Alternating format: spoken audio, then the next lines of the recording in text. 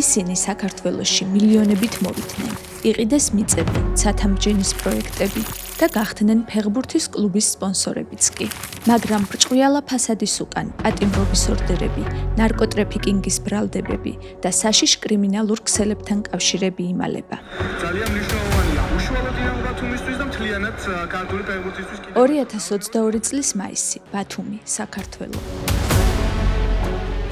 დინამო ბათუმის მოედანზე ყურადღების ცენტრში დგას ტაივანელი ბიზნესმენი შუ მინგ ჩაო.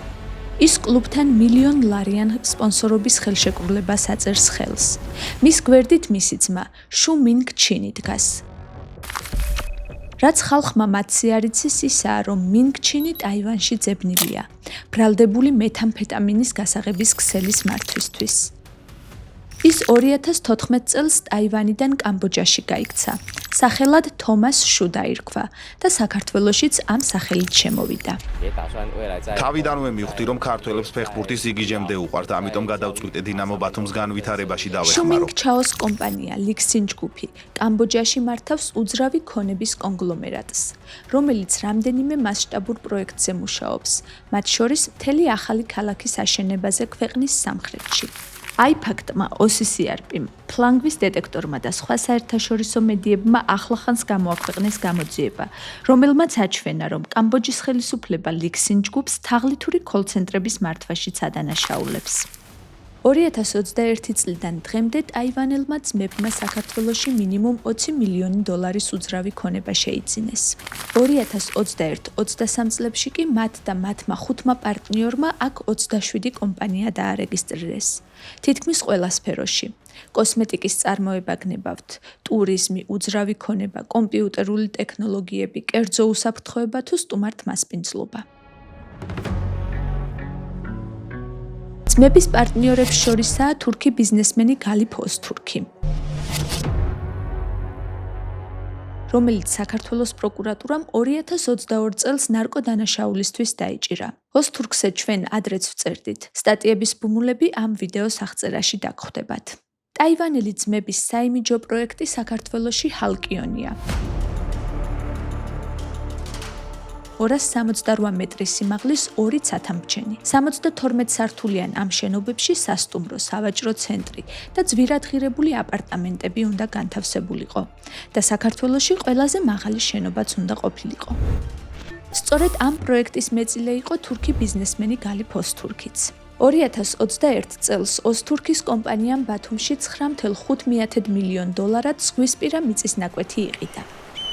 დოკუმენტებში ჩანს, რომ ტაივანის მიერ ძებნილი შუ მინგ ჩინი ამ პროექტის პარტნიორი ინვესტორი ხდება. მაგრამ 2022 წელს ყველაფერი შეიცვალა. ოზთურქი საქართველოში დააკავეს, 2025 წლის ივნისში კი საპროცესო შეთანხმებით გაათავისუფლეს.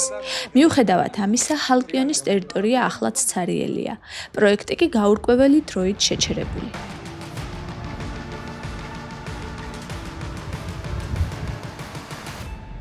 ჰალკიონიდან თითქმის 400 კილომეტრის მოშორებით. თბილისის ორბელიანის მოედანზე სხვა ამბავი ვითარდება.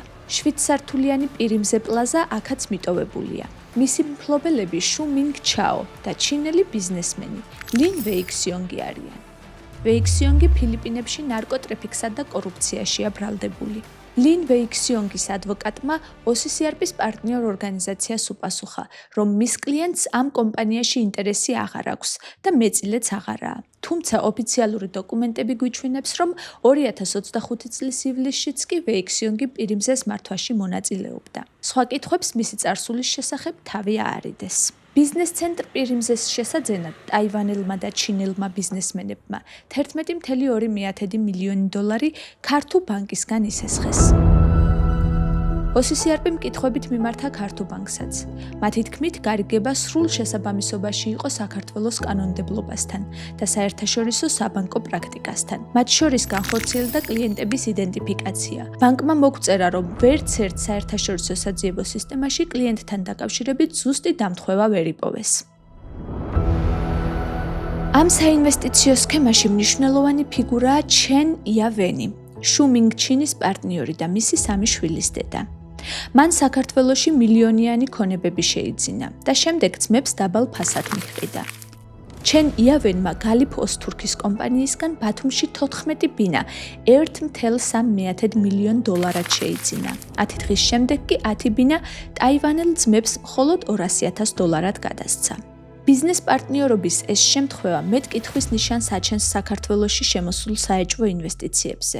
მით უფრო, რომ საქართველოსა და კერძოდ ბათუმის შესახებ ჩანაწერს ვხედავთ გაეროს ნარკოტიკებისა და დანაშაულის წინააღმდეგ მოქმედი ოფისის მიერ 2025 წლის აპრილში გამოქვეყნებულ ანგარიშში.